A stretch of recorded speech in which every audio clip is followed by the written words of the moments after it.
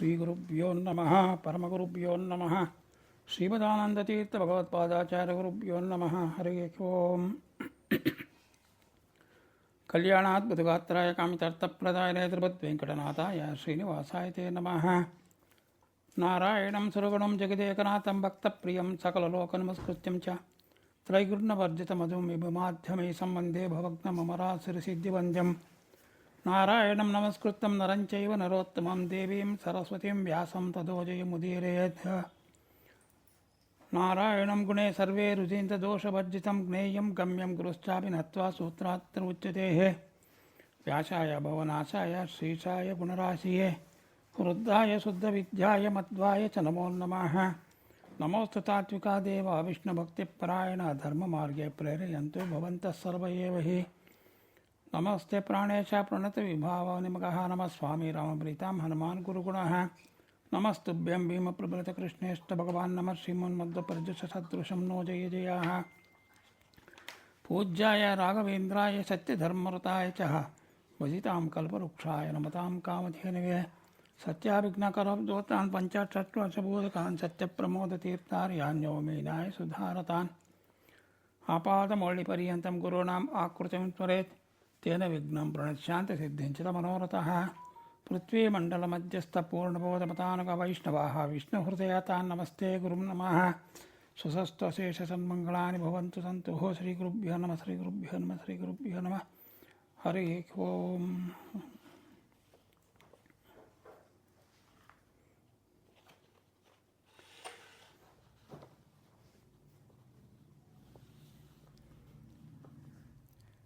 ಏವ ಮುಕ್ತೋ ಋಷಿಕೇಶೋ ಗೂಢಾಕೇಶನ ಭಾರತ ಸೇನೆಯೋರ್ಭಯೋರ್ಮಧ್ಯೆ ಸ್ಥಾಪಯಿತ್ವಂ ರಥೋತ್ತಮಂ. ಸಂಜಯನು ಹೇಳ್ತಾ ಇದ್ದಾನೆ ಧೃತರಾಷ್ಟ್ರನಿತರಿಗೆ, ಹೇ ಧೃತರಾಷ್ಟ್ರ, ಅರ್ಜುನನಿಂದ ಈ ಪ್ರಕಾರವಾಗಿ ಹೇಳಲ್ಪಟ್ಟಂತೆ ಭಗವಂತ ಶ್ರೀಕೃಷ್ಣನು ಎರಡೂ ಸೈನ್ಯಗಳ ಮಧ್ಯೆ ತಗೊಂಡಾಗಿ ಉತ್ತಮವಾದ ರಥವನ್ನು ನಿಲ್ಲಿಸಿದ್ದಾನೆ. ಏಕೆಂದರೆ ಅರ್ಜುನನೇ ಕೇಳಿದ್ದ, ಯಾರ್ಯಾರು ಅಲ್ಲಿ ಇದ್ದಾರ, ನಾನು ಯಾರ್ಯಾರ ಸರಿಗೆ ಯುದ್ಧ ಮಾಡಬೇಕು ಎಂಬುದು ಮುಂಚಿತವಾಗಿ ನೋಡಿ ತಿಳ್ಕೊಂತೀನಿ, ಅದಕ್ಕಾಗಿ ರಥವನ್ನು ತಗೊಂಡೋಗಿ ಮಧ್ಯೆ ನಿಲ್ಲಿಸು ಅಂಥೇಳಿ ಕೃಷ್ಣನನ್ನು ಕೇಳಿದೊತ್ನಾಗ ಅವನ ಅಪೇಕ್ಷೆಯಂತೆಯೇ ಕೃಷ್ಣನು ಇವಾಗ ರಥವನ್ನು ತಗೊಂಬಂದು ಎರಡೂ ಸೈನ್ಯಗಳ ಮಧ್ಯೆ ನಿಲ್ಲಿಸಿದ್ದಾನೆ. ಗುಡಾಕೇಶ ಅಂತ ಯಾಕೆ ಇಲ್ಲಿ ಅರ್ಜುನನ ಸಂಬೋಧನೆ ಮಾಡ್ತಾ ಇದ್ದಾರೆ ಅಂತಂದರೆ, ಗುಡಾಕ ಅಂತಂದರೆ ನಿದ್ರೆ, ಈಶ ಅಂತೇನೆಂದರೆ ಗೆದ್ದವನು, ಗುಡಾಕೇಶ ಅಂತಂದರೆ ನಿದ್ದೆಯನ್ನು ಗೆದ್ದವನು ಅಂತೇಳಿ. ಯಾರು ನಿದ್ರೆಯನ್ನು ಜಯಿಸಿ ಅದರ ಮೇಲೆ ಅಧಿಕಾರ ನಡೆಸುತ್ತಾರೋ ಅವನನ್ನು ಗುಡಾಕೇಶ ಅಂತ ಕರೀತಾರೆ. ಅರ್ಜುನನು ನಿದ್ರೆಯನ್ನು ಗೆದ್ದಿದ್ದನು, ಅವನು ನಿದ್ರಿಸದೆ ಸಾಧನೆಯನ್ನು ಮಾಡಿಕೊಂಡಿದ್ದಾನೆ. ಅಸ್ತ್ರಶಸ್ತ್ರ ಸಾಧನೆಯನ್ನು ಮಾಡಿದ್ದಾನವನು. ನಿದ್ರೆಯು ಅವನನ್ನು ಕಾಡುತ್ತಾ ಇರಲಿಲ್ಲ. ಆ ಸಾಧನೆಯಿಂದ ಅವನೆಂದಿಗೂ ಆಲಸ್ಯಕ್ಕೆ ವಶನಾಗುತ್ತಾ ಇರಲಿಲ್ಲ. ಆದ್ದರಿಂದ ಸಂಜಯನು ಗುಡಾಕೇಶ ಅಂಥೇಳಿ ಅರ್ಜುನನ ಸಂಬೋಧನೆ ಮಾಡ್ತಾ ಇದ್ದಾನೆ.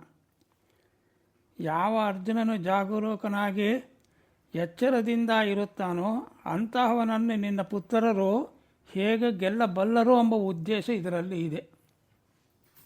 ಅದಕ್ಕಾಗಿ ಅರ್ಜುನನ್ನು ಗುಡಾಕೇಶ ಅಂತ ಸಂಬೋಧನೆ ಮಾಡಿ ಧೃತರಾಷ್ಟ್ರನಿಗೆ ತಿಳಿಸ್ತಾ ಇದ್ದಾನೆ ಸಂಜಯ. ಇನ್ನೊಂದು ರೀತಿ ಹೇಳಬೇಕು ಅಂತೇಳಿದರೆ, ನಿದ್ರೆ ಎಂದರೆ ಅಜ್ಞಾನ. ಕೃಷ್ಣನೊಡನೆ ತನ್ನ ಗೆಳೆಯತನ ಚಿಕ್ಕ ವಯಸ್ಸಿನಿಂದಲೂ ಕೂಡ ಸಹಿತ ಅರ್ಜುನನು ನಿದ್ರೆಯನ್ನು ಅಂದರೆ ಅಜ್ಞಾನವನ್ನು ಗೆದ್ದಿದ್ದಾನೆ. ಯಾಕೆ ಅಜ್ಞಾನವನ್ನು ಗೆದ್ದಿದ್ದಾನೆ ಅಂತೇಳಿದರೆ,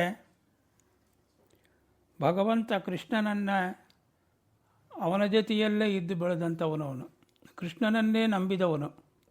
ಹಾಗಾಗಿ ಅಜ್ಞಾನವನ್ನು ಅವನು ಗೆದ್ದಿದ್ದಾನವನು. ಹೀಗಾಗಿ ಕೃಷ್ಣನ ಮಹಾಭಕ್ತನಾಗಿ ಇದ್ದಾನವನು. ಅವನಿಗೆ ಕೃಷ್ಣನಂದು ಒಂದು ಕ್ಷಣವೂ ಮರೆಯಲು ಸಾಧ್ಯವಿರಲಿಲ್ಲ. ಇದು ಭಕ್ತರ ಸ್ವಭಾವ ಹಾಗೆ ಇರೋದದು. ಯಾಕಂತಂದರೆ ಜಾಗೃತಾವಸ್ಥೆಯಲ್ಲಿ ಆಗಲಿ ನಿದ್ರೆಯಲ್ಲೇ ಆಗಲಿ ಭಕ್ತನು ಕೃಷ್ಣನ ಹೆಸರು, ರೂಪ, ಗುಣ ಮತ್ತು ಲೀಲೆಗಳನ್ನು ಯೋಚಿಸದೇ ಇರುವುದಿಲ್ಲ. ಹೀಗೆ ಅವನು ಸದಾ ಕೃಷ್ಣನನ್ನು ಧ್ಯಾನಿಸುತ್ತಾ ಇರೋದ್ರಿಂದ ಆ ನಿದ್ರೆ ಅಂದರೆ ಅಜ್ಞಾನವು ಏನಿದೆಯಲ್ಲ ಅದನ್ನು ಗೆದ್ದ. ಇದಕ್ಕೆ ಕೃಷ್ಣ ಪ್ರಜ್ಞೆ ಅಥವಾ ಸಮಾಧಿ ಅಂತೇಳಿ ಕರೀತಾರೆ ಇದನ್ನು. ಮುಂದೆ ಹೇಳ್ತಾ ಇದ್ದಾರ, ಭೀಷ್ಮದ್ರೋಣ ಪ್ರಮಾಕತಃ ಸರ್ವೇಷಾಂ ಚ ಮಹೀಕ್ಷಿತಾಂ ಉವಾಚ ಪಾರ್ಥ ಪಶ್ಚಾತ್ತಾಂ ಸಮವೇತಾನ್ ಕುರುನಿತಿ. ಹೀಗೆ ಎರಡೂ ಸೈನ್ಯಗಳ ಮಧ್ಯೆ ಕೃಷ್ಣ ರಥವನ್ನು ತಗೊಂಡೋಗಿ ಮಧ್ಯದಲ್ಲಿ ನಿಂದ್ರಿಸಿಟ್ಟು ಅರ್ಜುನನಿಗೆ ಹೇಳ್ತಾ ಇದ್ದಾನ, ಹೇ ಅರ್ಜುನ, ನಿನ್ನ ಅಪೇಕ್ಷೆ ಮೇರೆಗೆ ನಾನು ಈ ಉತ್ತಮವಾದ ರಥವನ್ನು ಎರಡೂ ಸೈನ್ಯಗಳ ಮಧ್ಯೆ ಭೀಷ್ಮ ದ್ರೋಣ ಹಾಗೂ ಇತರ ಎಲ್ಲ ರಾಜರ ಸಮ್ಮುಖದಲ್ಲಿ ತಂದು ನಿಲ್ಲಿಸಿದ್ದೇನೆ. ಅರ್ಜುನ, ಯುದ್ಧಕ್ಕಾಗಿ ಇಲ್ಲಿ ಸೇರಿರುವ ಈ ಕೌರವರನ್ನು ಚೆನ್ನಾಗಿ ನೋಡು ಅಂಥೇಳಿ ಹೇಳ್ತಾ ಇದ್ದಾನೆ ಕೃಷ್ಣ ಅರ್ಜುನನಿಗೆ. ದೊಡ್ಡವರು ಈ ರೀತಿಯೇ ಹೀಗೆ ಅಂತ ಹೇಳ್ತಾರೆ. ಮೊದಲು ಕಾರ್ಯ ಮಾಡೋದು, ಆಮೇಲೆ ಮಾತಾಡೋದು. ಯುದ್ಧಕ್ಕಾಗಿ ಸೇರಿರುವ ಈ ಕೌರವರನ್ನು ನೋಡು ಅಂತ ಭಗವಂತ ಹೇಳ್ತಾ ಇದ್ದಾನಲ್ಲ, ಒತ್ತಿ ಒತ್ತಿ ಹೇಳ್ತಾ ಇದ್ದಾನ. ಇದರ ಅಭಿಪ್ರಾಯ ಏನು ಹಾಗಾದರೆ? ಯಾಕೆ ಕೃಷ್ಣ ಆ ರೀತಿ ಹೇಳಿದ ಅರ್ಜುನನಿಗೆ ಎಂದರೆ, ಎಲ್ಲಿಯವರೆಗೆ ನಾನು ಎಲ್ಲವರನ್ನೂ ನೋಡುವನೋ ಅಲ್ಲಿಯವರೆಗೂ ರಥವನ್ನು ನಿಲ್ಲಿಸಿಕೊಂಡು ಇರುವಂತೆ ನೀನು ಹೇಳಿರ್ತೀವಿ. ಆದ್ದರಿಂದ ನಾನು ಎಲ್ಲರ ನಡುವೆ ಎಲ್ಲಿಂದ ನೀನು ಎಲ್ಲರನ್ನೂ ಸರಿಯಾಗಿ ನೋಡಲು ಸಾಧ್ಯವಾಗುತ್ತದೋ ಅಂತಹ ಜಾಗದಲ್ಲಿ ರಥವನ್ನು ತಂದು ನಿಲ್ಲಿಸಿದ್ದೇನೆ. ರಥವು ಸ್ಥಿರವಾಗಿ ನಿಂತಿದೆ. ಈಗ ನೀನು ಎಷ್ಟು ಹೊತ್ತಿನವರಿಗಾದರೂ ಸಹಿತಾಗಿ ಎಲ್ಲರನ್ನೂ ಸರಿಯಾಗಿ ನೋಡಿಕೋ ಎಂಬ ಭಾವ ತೋರುತ್ತಾ ಇದೆ ಇದರಲ್ಲಿ. ಇಲ್ಲಿ ಕುರುನ್ ಪಶ್ಚಾತ್ ಅರ್ಥಾತ್ ಕೌರವರನ್ನು ನೋಡು ಅಂತೇಳಿ ಕೃಷ್ಣ ಯಾಕೆ ಈ ಶಬ್ದವನ್ನು ಉಪಯೋಗಿಸ್ತಾ ಇದ್ದಾನ ಅಂತಂದರೆ, ಈ ಸೇನೆಯಲ್ಲಿ ಇರುವ ಜನರೆಲ್ಲ ಪ್ರಾಯಶಃ ಎಲ್ಲ ನಿನ್ನ ವಂಶದವರೇ ಹಾಗೂ ಆತ್ಮೀಯ ಸ್ವಜನರೇ ಆಗಿದ್ದಾರೆ. ಅವರನ್ನು ನೀನು ಚೆನ್ನಾಗಿ ನೋಡಿಕೋ ಎಂಬ ಭಗವಂತ ಈ ಸಂಕೇತದಿಂದ ಅರ್ಜುನನ ಅಂತಃಕರಣದಲ್ಲಿ ಅಡಗಿದ್ದ ಆ ಕುಟುಂಬ ಸ್ನೇಹವನ್ನು ಪ್ರಕಟಗೊಳಿಸ್ತಾ ಇದ್ದಾನೆ. ಇಲ್ಲಿ ಅರ್ಜುನನ ಮನಸ್ಸಿನಲ್ಲಿ ಬಂಧುಗಳ ಸ್ನೇಹದಿಂದ ಉಂಟಾದ ಆ ಕರುಣಾಜನಕ ಹೇಳಿತನ ಏನು ಪ್ರಕಟವಾಗಿದೆ. ಮತ್ತು ಈ ಶಬ್ದಗಳು ಬೀಜರೂಪವಾಗಿ ಕೃಷ್ಣ ಬೀಜ ಬಿತ್ತಿದ್ದಾನೆ ಅರ್ಜುನನಲ್ಲಿ. ಯಾಕಂದರೆ ಅರ್ಜುನಲ್ಲಿ ಇರ್ತಕ್ಕಂಥ ಈ ಹೇಳಿತನ ಏನದ ಅದು ಹೊರಗೆ ಬರಲಿ ಅಂಥೇಳಿ ಉದ್ದೇಶದಿಂದನೇ ಮಾಡಿದ್ದಾಗಿದೆ. ಅರ್ಜುನನ್ನು ನಿಮಿತ್ತ ಮಾಡಿಕೊಂಡು ಲೋಕ ಕಲ್ಯಾಣಕ್ಕಾಗಿ ಸ್ವಯಂ ಭಗವಂತನೇ ಈ ಶಬ್ದಗಳ ಮೂಲಕ ಅವನ ಹೃದಯದಲ್ಲಿ ಇಂತಹ ಭಾವನೆಯನ್ನು ಉಂಟು ಮಾಡಿದ್ದಾನೆ ಎಂದು ತಿಳಿಯಬೇಕಾಗಿದೆ ನಾವಿಲ್ಲಿ. ಹೀಗೆ ಮಾಡಿದ್ದಕ್ಕೆ ಅದರಿಂದ ನಮಗೆ ಏನು ಫಲಿತ ಸಿಕ್ಕಿತು ಅಂತಂದರೆ, ಅದರಿಂದ ಅವನು ಯುದ್ಧ ಮಾಡಲು ಅಲ್ಲಗಳೆದನು ಮತ್ತು ಅದರ ಫಲಸ್ವರೂಪವಾಗಿ ಸಾಕ್ಷಾತ್ ಭಗವಂತನ ಮುಖಕಮಲದಿಂದ ತ್ರೈಲೋಕ್ಯ ಪಾವನವಾದ ದಿವ್ಯ ಗೀತಾಮೃತದ ಇಂತಹ ಪರಮ ಮಧುರವಾದ ಪ್ರವಾಹವು ಹರಿದಿದೆ. ಅದು ಭಗವಂತನ ಮುಖಕಮಲದಿಂದ. ಇದು ಅನಂತ ಕಾಲದವರೆಗೂ ಅನಂತ ಜೀವಿಗಳ ಪರಮ ಶ್ರೇಯಸ್ಸನ್ನು ಮಾಡುತ್ತಾ ಇರ್ತಾ ಇದೆ ಅಂತ ಹೇಳ್ತಾ ಇದ್ದೇನೆ. ತತ್ರ ಪಶ್ಚಿತ್ತಾಸ್ತಾನ್ ಪಾದ್ಯಾರ್ಕ್ಯಾಪಿಜ್ಞ ಪಾರ್ಥಾಃ ಪಿತೃನತಃ ಪಿತಾಮಹಾನ್ ಆಚಾರ್ಯನ್ ಮತುಲಾನ್ ಭಾತೃನ್ ಪುತ್ರಾನ್ ಪೌತ್ರಾಂ ಸಖಿಂ ಸ್ತದಾಃ. ಕೃಷ್ಣ ಹೇಳ್ತಿದ್ದಾನ ಮುಂದೆ, ಮಹಾರಥವನ್ನು ಎರಡೂ ಸೇನೆಗಳ ಮಧ್ಯೆ ತಂದು ನಿಲ್ಲಿಸಿದಾಗ ನಿನ್ನೆ ಇಷ್ಟ ಬಂದಷ್ಟು ಕಾಲ ನೀನು ನೋಡು ಅಂತ ಕೃಷ್ಣ ಯಾವಾಗ ಹೇಳಿದ, ಅರ್ಜುನ ಅಲ್ಲಿ ಕಂಡಿದ್ದಾದರೂ ಏನು ಹಾಗಾದರೆ? ಎಲ್ಲರೂ ಪಿತೃಗಳು, ದೊಡ್ಡಪ್ಪ ಚಿಕ್ಕಪ್ಪಂದರು, ಅಜ್ಜಿ ಮುತ್ತಜ್ಜರು, ಗುರುಗಳು, ಸೋದರ ಮಾವಂದರರು, ಸಹೋದರರು, ಮಕ್ಕಳು ಮೊಮ್ಮಕ್ಕಳು ಹಾಗೂ ಮಿತ್ರರನ್ನು, ಮಾವಂದಿರನ್ನು ಮತ್ತು ಸಹೃದಯರನ್ನು ಎಲ್ಲರನ್ನ ಕಾಣ್ತಾ ಇದ್ದಾನೆ ಅರ್ಜುನಲ್ಲಿ ನಿಂತುಕೊಂಡು. ಭೀಷ್ಮರ ತಂದೆ ಶಂತನು ಇದ್ದಾನಲ್ಲಿ. ಶಂತವಿನ ಸೋದರ ಬಾಗ್ಲೀಕ, ಅವನ ಮಗ ಸೋಮದತ್ತ, ಅವನ ಮೂವರು ಪುತ್ರರು ಭೂರಿ, ಭೂರಿಸ್ರವ ಮತ್ತು ಶಲರು. ಭೀಷ್ಮರು ಪಾಂಡವರ ಪಿತಾಮಹ. ಅಂದಾಗ ಭೂರಿ, ಭೂರಿಸ್ರವ, ಶಲರು ಇವರಿಗೆ ಪಿತೃ ಸಮಾನರಾಗ್ತಾರೆ. ಭೀಷ್ಮರಂತೆ ಸೋಮದತ್ತ ಪಿತಾಮಹ. ದ್ರೋಣರಂತನೂ ಅವರಿಗೆ ಅಸ್ತ್ರವಿದ್ಯಾ ಕಲಿಸಿದ ಆಚಾರ್ಯರು. ಕೃಪರು ದ್ರೋಣರಿಗಿಂತ ಮುಂಚೆ ಆ ಕೆಲಸವನ್ನು ಮಾಡಿದವರು, ಅಸ್ತ್ರವಿದ್ಯಾ ಕಲಿಸಿ ಗುರುಗಳ ಸ್ಥಾನದಲ್ಲಿ ಇರತಕ್ಕಂಥವರು. ಅಶ್ವತ್ಥಾಮರು ಗುರುಪುತ್ರರಾಗಿ ಆಚಾರ್ಯರೆನಿಸಿಕೊಂಡಿದ್ದಾರೆ. ಶಲ್ಯನಂತೂ ಮಾದ್ರಿಯ ತಂಗಿಯಾಗಿ ಸೋದರ ಮಾವಾಗಿದ್ದಾನ. ಶಕಿನಿಯು ಗಾಂಧಾರಿಯ ಸೋದರರು, ಹಾಗಾಗಿ ಅವನೂ ಸೋದರ ಮಾವಾಗಿದ್ದಾನೆ. ತುಂಬ ನೀಚರಾದ ಕೌರವರೆಲ್ಲ ಸೋದರರು. ಅಭಿಮನ್ಯು, ಘಟೋತ್ಕಚ, ದ್ರೌಪದ್ಯೆಯರು,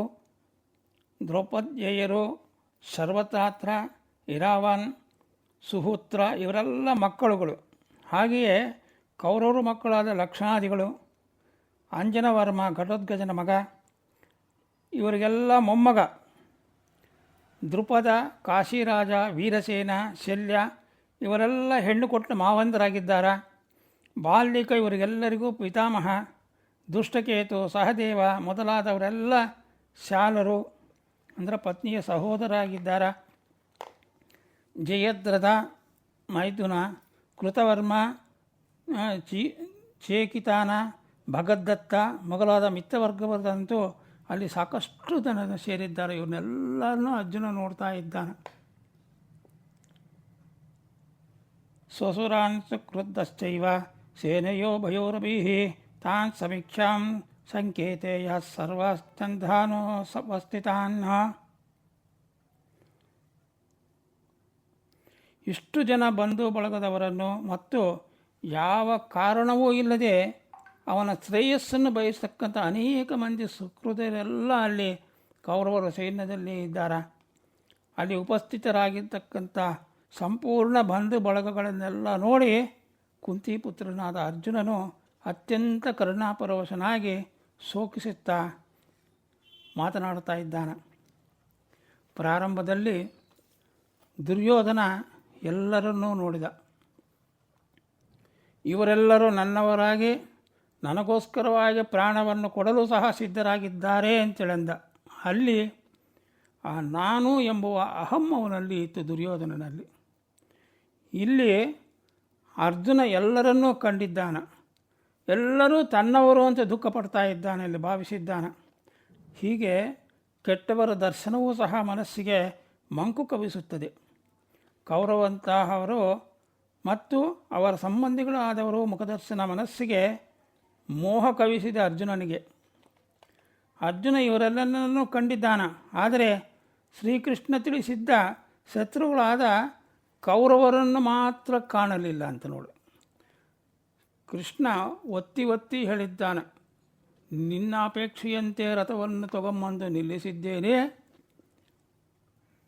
ನಿನ್ನನ್ನು ಎಲ್ಲರ ಕೌರವರನ್ನು ನೀನು ವೀಕ್ಷಣೆ ಮಾಡು ಅಂಥೇಳಿ ಶತ್ರುಗಳಾದ ನಿನ್ನ ಕೌರವರನ್ನು ವೀಕ್ಷಣೆ ಮಾಡುವಂತೆ ಒತ್ತಿ ಒತ್ತಿ ಹೇಳಿದ್ದಾನೆ. ಆದರೆ ಕೌರವರನ್ನು ಬಿಟ್ಟು ಉಳಿದವ್ರನ್ನೆಲ್ಲರೂ ನೋಡಿದ್ದಾನೆ. ಅರ್ಜುನ ಬಂಧು ಬಳಗನನ್ನು ನೋಡಿ ತಲೆ ಕೆಡಿಸ್ಕೊಳ್ತಾ ಇದ್ದಾನೆ. ದುರ್ಯೋಧನ ಪಾಂಡವ ಸೈನ್ಯದಲ್ಲಿ ಶ್ರೀಕೃಷ್ಣನನ್ನು ಮಾತ್ರ ಕಾಣಲಿಲ್ಲ. ಅವಾಗ ಅರ್ಜುನನು ಆ ರಣರಂಗದಲ್ಲಿ ಶತ್ರುಗಳನ್ನೇ ಕಾಣಲಿಲ್ಲ. ಈತ ಶ್ರೀಕೃಷ್ಣನನ್ನು ಮಾತ್ರ ಕಾಣಿಲ್ಲ. ದುರ್ಯೋಧನ ಉಳಿದವ್ರನ್ನೆಲ್ಲ ನೋಡಿದ್ದು ದ್ರೋಣಾಚಾರ್ಯರತ್ತು ದುಃಖಪಟ್ಟಿದ್ದಾನ. ಎಂತೆಂಥವ್ರು ಇದ್ದಾರೆ, ಹೇಗಿದ್ದಾರೆ ನೋಡು ಅಂತೇಳಿ. ಇಲ್ಲಿ ಅರ್ಜುನ ಶತ್ರುಗಳಾಗಿರ್ತಕ್ಕಂಥವ್ರನ್ನೇ ಬಿಟ್ಬಿಟ್ಟ ನೋಡೋದು, ಬಂಧು ಬಳಗದೆಲ್ಲ ನೋಡಿದಾನ. ಅವನು ಹತಾಶನಾಗಿ ಮತ್ತು ವಿಷಣ್ಣನಾದರೆ ಇವನ ಕೃಪೆಯಿಂದ ವಿಷಣ್ಣನಾಗಿದ್ದಾನೆ. ಅವರು ಬಲದಲ್ಲಿ ಅಂಥವರ ಇದ್ದಾರಾ ಅಂತ ತಿಳಿದು ಅವನು ಹತಾಶನಾದ ದುರ್ಯೋಧನ. ಇವನು ವಿಷಣ್ಣನಾಗಿದ್ದಾನಮ್ಮತ್ತಿನು, ಇವನ ಕೃಪೆಯಿಂದ ವಿಷಣ್ಣನಾಗಿದ್ದಾನ, ಎಲ್ಲ ನಮ್ಮ ಬಂಧು ಬಳಗನೆ ಅಂತೇಳಿ. ಹೀಗೆ ಕಾಣಬಾರದವರನ್ನು ಕಂಡು ಕಾಣಬೇಕಾದವರನ್ನು ಕಾಣದಿದ್ದರೆ ಆಗಬಾರದ್ದು ಆಗ್ತದೆ ಇದು. ಅದಕ್ಕೆ ಶತ್ರುಗಳನ್ನು ಕಂಡು ಸಿಡಿದು ಹೇಳುವ ಬದಲು ಬಂಧುಗಳನ್ನು ಕಂಡು ಕರಗಿ ಹೋಗಿದ್ದಾನೆ ಅರ್ಜುನ. ಉಕ್ಕಿದ್ದ ಕರುಣೆ ಆದ್ದರಿಂದಲೇ ಒದಗಿದ್ದೇನೆಂದ್ರೆ ವಿಷಾದವಾಗಿದೆ ಅದು. ಅದಕ್ಕೆ ಶಾಸ್ತ್ರ ಎಚ್ಚರಿಸಿದೆ. ತಮೋದ್ವಾರಂ ಯೋಷಿತಾಂ ಸಂಗಿ ಸಂಗಮಾಂ ಅಂಥೇಳಿ. ಅಂದರೆ ಅಯೋಗ್ಯರ ದರ್ಶನನಾದಿ ಸಕಲವೂ ಕೃಪೆಗೆ ಕಾರಣ, ಸಕಲವೂ ಕೃಪೆಗೆ ಕಾರಣ ಅಲ್ಲ, ಕೆಡುಕಿಗೆ ಕಾರಣ ಆಗ್ತದೆ ಅದೆಲ್ಲ. ಶ್ರೀಕೃಷ್ಣ ಮುಂದೆ ಕುಂತಿದ್ದರೂ ಸಹಿತಾಗಿ ಅರ್ಜುನನು ಮೋಹಕ್ಕೆ ಒಳಗಾದ. ಹಾಗಾಗಿ ಶತ್ರುಗಳ ಸಹವಾಸ, ದರ್ಶನ ಎಲ್ಲವೂ ಅನಿಷ್ಟಕ್ಕೆ ಕಾರಣ ಅಂತ ಹೇಳುತ್ತಾ ಇಂದಿನ ಪುರಾಣವನ್ನು ಶ್ರೀಭೂ ಸಮೇತ ಶ್ರೀನಿವಾಸನ ಪಾದಾರ ಬಂಧಗಳಲ್ಲಿ ಸಮರ್ಪಣೆ ಮಾಡ್ತಾ ಇದ್ದೇನೆ. ಶ್ರೀಕೃಷ್ಣಾರ್ಪಣಮಸ್ತು.